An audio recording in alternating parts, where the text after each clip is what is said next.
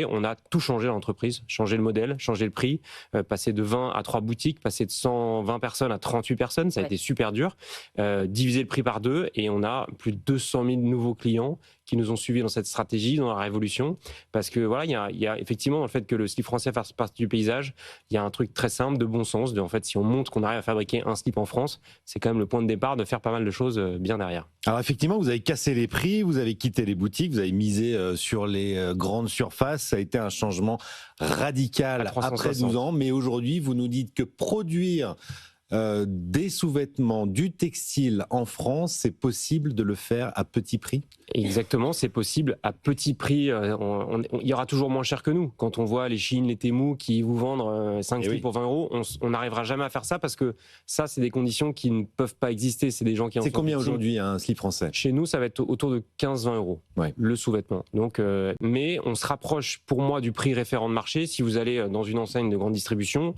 là où se fait 50% des ventes de sous-vêtements hommes en France, vous prenez 3 slips, vous mettez façon rayon de façon à peu près objective, 3 slips, ça vaut 29 euros.